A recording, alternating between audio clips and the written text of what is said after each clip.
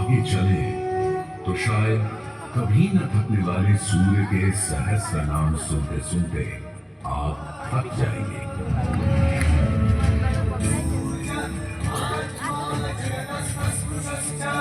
हमारी सभ्यता के सबसे पुराने और आधारभूत ग्रंथ ऋग्वेद के पहले मंडल में ही सूर्य का बखान करती है ऋचाएं, और सूर्य से मिली अग्नि से ही शुरू होती है ऋग्वेद की पहली ऋचा अग्नि,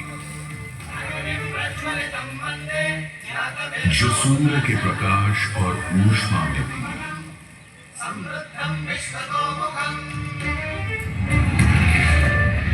अग्नि जो दावानल और ज्वालामुखी में प्रलयंकारी विध्वंसक के रूप में विद्यमान थी।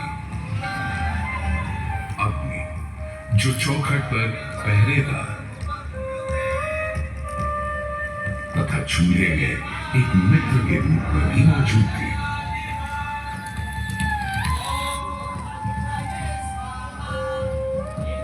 तभी तो भारत ही नहीं, पुरातन मिस्र में रा, दक्षिण अमेरिका में इंती, अफ्रीका में लीजा, फारस में अगी, चीन में जुराम, जापान में कारुत्सुची और कोजिन, तुर्की में अलाज, यूनान में हेफेस्टोस हेलिकोस और रोमनों में वाल्केन और फीगस जैसे पौराणिक अग्नि स्वरूप देवों की कल्पना विद्यमान है।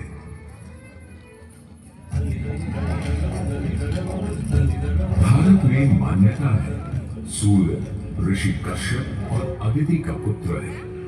कहते हैं जब सूर्य की शादी विश्वकर्मा की पुत्री संजना से हुई तो संजना उसकी चमक से इतनी परेशान हो गई कि पिता विश्वकर्मा को छाया का निर्माण करना पड़ा, और तभी से चल रहा है सूरज की रोशनी के साथ धूप छांव का खेल। उन्होंने सूर्य के कुछ टुकड़े काटकर उसी से काट दिए थे भगवान विष्णु का चक्र, शिव का त्रिशूल, कुबेर की गदा और कार्तिकेय का भाला। किंतु इतना होने के बाद भी सूर्य बिना रुके अपने 7 श्वेत अश्वों के रथ पर आरूढ़ आकाश की परिक्रमा करता ही रहता है, करता ही रहता है। असल में हमारे मानव बनते और 2 पैरों पर खड़े होते ही हम समझ गए थे सूर्य का प्रचंड प्रताप और प्रकाश, उसकी जीवनदायिनी शक्ति।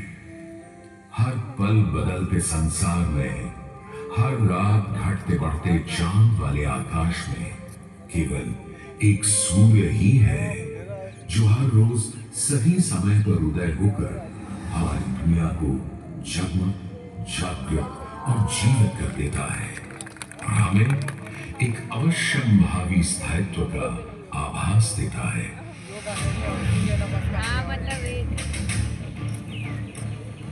सूर्य से ही तो हमारी फसलें, फल, पक हमें भोजन देते हैं। सूर्य से ही तो हमें बादल और बारिश मिलती है, और सर्दियों में सूर्य जरा रूठा तो जीना दुभर हो जाता है। पेड़ों के पत्ते झड़ जाते हैं, वन्य जीवन गुप्त होकर लुप्त हो जाता है, और पूरी दुनिया बेरंग सफेद हो जाती है।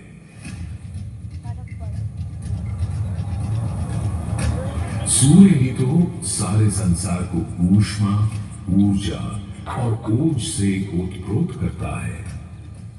इसीलिए तो ऋग्वेद में कहा है, कांतिमय ईश जनों का मुख प्रकट हुआ है सूर्योदय के साथ। हे ईश्वर, इस आदित्य के उदय के साथ हमें अंधकार, दुर्भाग्य और पाप दोषों से भी बंधन मुक्त कर देना आज।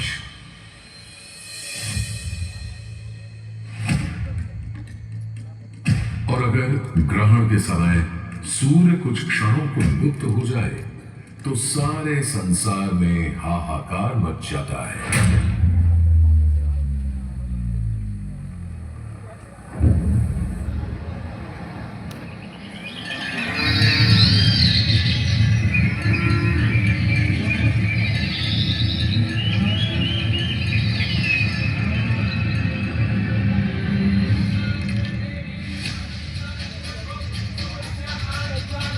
यह सूर्य के अनंत गुणों का प्रभाव ही तो है कि सारे संसार में आदिकाल से सूर्य की अर्चना, आराधना और सूर्य मंदिरों का निर्माण होता रहा है।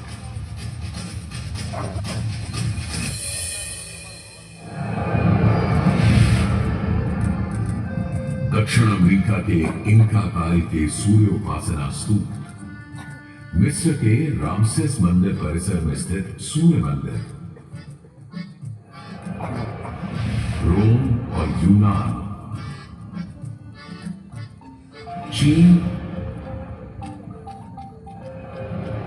और जापान, मेसोपोटामिया और ईरान के सूर्य मंदिर और भी दुनिया भर में न जाने कितनी सभ्यताओं ने अपनी अपनी तरह की सूर्य उपासना और मंदिर परिसर देखे हैं।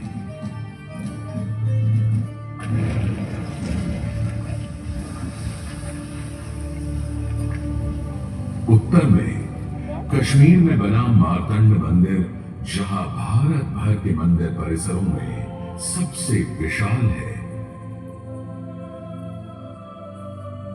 तो पूर्व में ओडिशा का कोणार्क मंदिर सबसे वैभवशाली, पूर्वोत्तर में असम और मणिपुर के सुंदर सूर्य मंदिर देखते बनते हैं, तो दक्षिण में तमिलनाडु, केरल, कर्नाटक आदि के सूर्य मंडप अपनी अलग छटा रखते हैं। उधर उत्तराखंड, उत्तर प्रदेश, बिहार, मध्य प्रदेश, हरियाणा और हिमाचल में भी सूर्य मंदिरों की हार माला सी बनी है।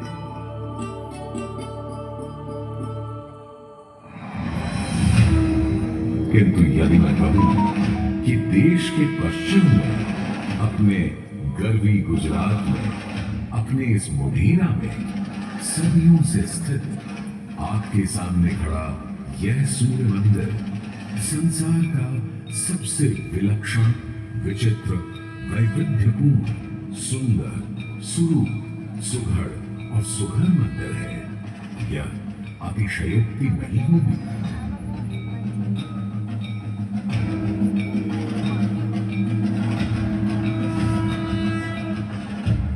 11वीं सदी में चालुक्य घराने के सूर्यवंशी सोलंकी सम्राट भीमदेव प्रथम ने तो यहां एक चमत्कार ही कर दिखाया।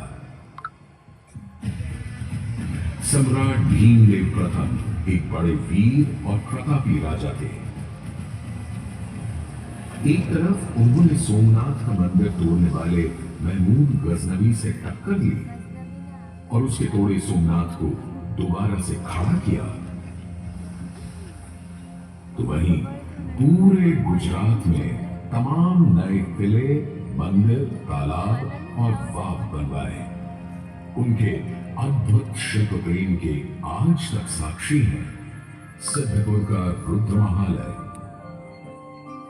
पाटन का सहस्त्रलिंग तालाब, आबू और देलवाड़ा के मंदिर।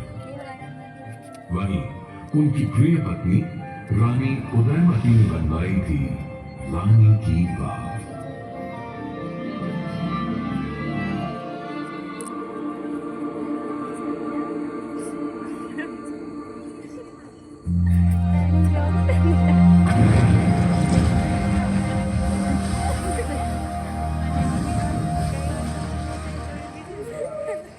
किंतु इन सारे स्थापत्य और शिल्प के नमूनों से कहीं ऊपर था राजा भीमदेव का पुष्पावती नदी के किनारे सन 1026-27 में करवाया इस सूर्य मंदिर का निर्माण, मेहसाणा से 20 किलोमीटर दूर बने इस मंदिर में आज नदी भले थोड़ी दूर चली गई हो, पर मंदिर के ठीक सामने बना सूर्य कुंड इस सुंदर परिदृश्य में पानी की कमी खलने नहीं देता। सूर्य के प्रकाश पुंज और जल का यह खेल पूरे परिसर को तान्वित और झंकृत करता रहता है।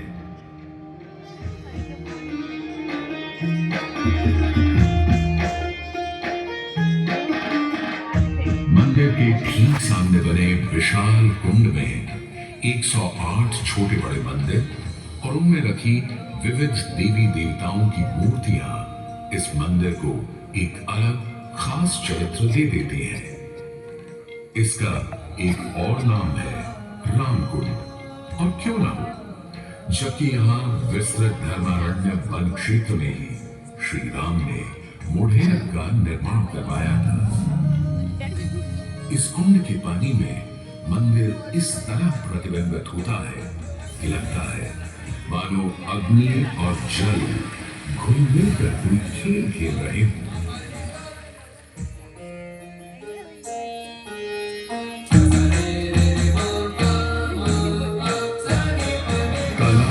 से सीढ़ियां चढ़ते ही एक सुंदर तोरण आपका स्वागत करता है।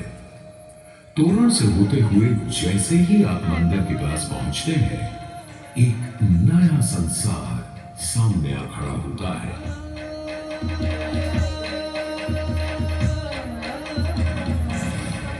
मंदिर के सभा मंडप के सोपान पर बने खंबे साल के 12 मास दिखाते हैं, तो 12 आदित्य और 12 गौरी भी यहाँ पत्थर पर उकेरी गई है।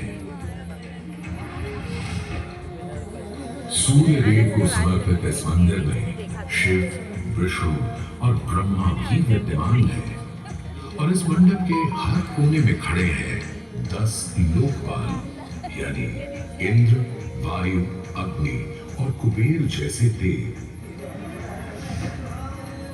आज भी हजारों तीर्थयात्री यहाँ उत्तरार्ध महोत्सव मनाने और सूर्य को प्रणाम करने आते हैं। इस हेरिटेज साइट पर हजारों देशी विदेशी सैलानी भारत के इस विलक्षण सूर्य मंदिर को देखने, समझने, इसकी वैज्ञानिक पहेलियों को बूझने चले आते हैं। संसार और विशेषकर भारत में बने अधिकतर सूर्य मंदिरों की तरह मोढेरा के मंदिर को बहुत वैज्ञानिक सोच समझ से बनाया गया है। पूर्व पश्चिम धुरी पर पूर्वोन्मुखी यह मंदिर इस तरह रचा गया है कि विषुव पर्व के दिन यानी उस दिन जब दिन और रात ठीक बराबर होते हैं, सूर्य की पहली किरण सीधे गर्भगृह में स्थापित सूर्य प्रतिमा पर ही गिरती थी।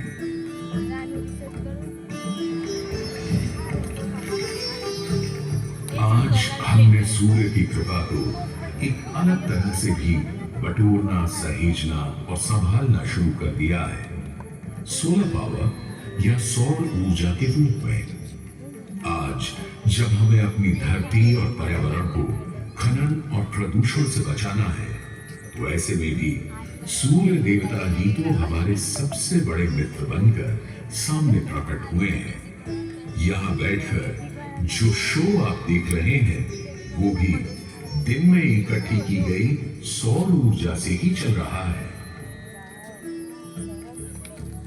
और क्यों न हो, जब हमारा भारत दुनिया का चौथा सबसे बड़ा सौर ऊर्जा बनाने वाला राष्ट्र बन गया है।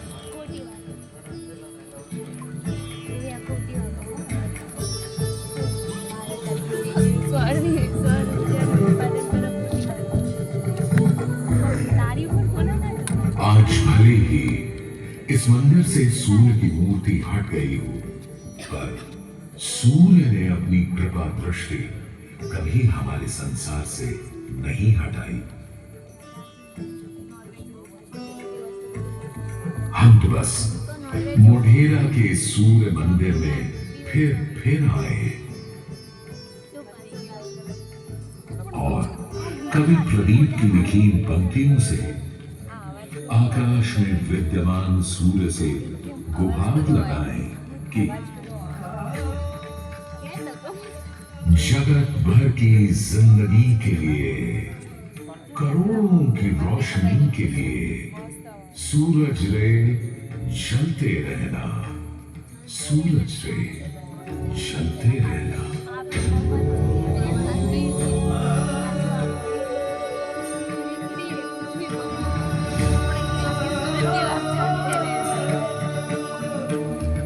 ओम सूर्याय नमः। ओम मित्राय नमः। ओम रवये नमः। ओम भानवे नमः।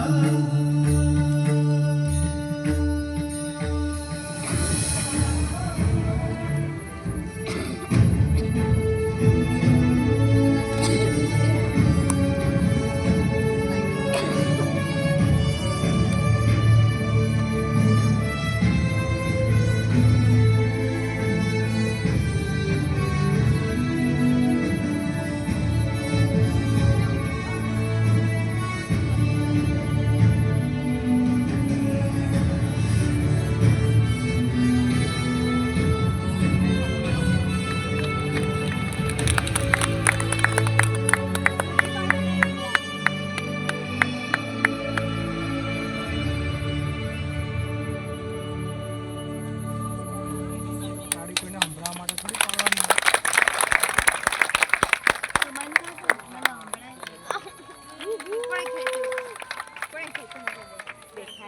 તાળીઓ પાડો